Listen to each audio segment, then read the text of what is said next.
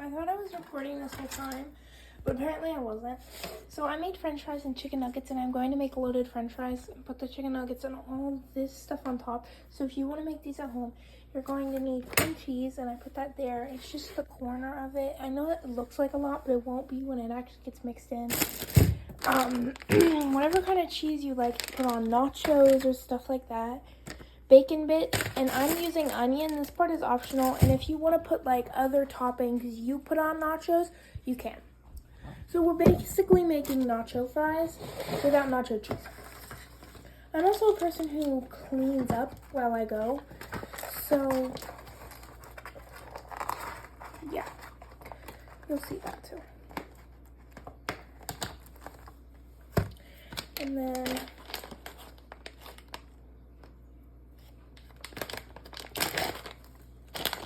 beautiful. These are fresh out of the air fryer. Took about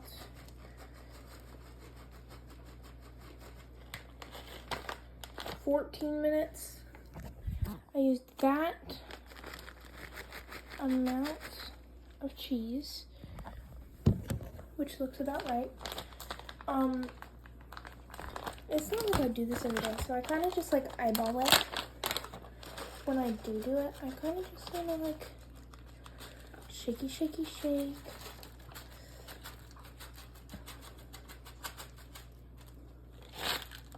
It's a bit much on the bacon, but then we put it in the microwave for anywhere from 30 seconds to a minute, depending on how long it takes your cheese to melt. Depends on how long it's in there for. I'm gonna get some water.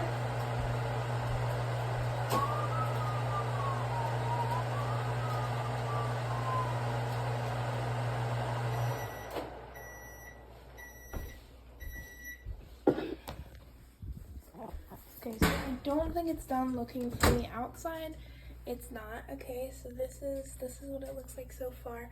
It's not quite done yet. So we're going to do another 30. Nope, not what I meant to do. Not what I meant to do.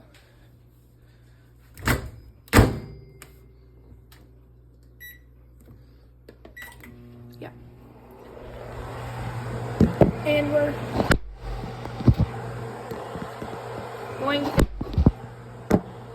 going to cut up the chicken nuggets now.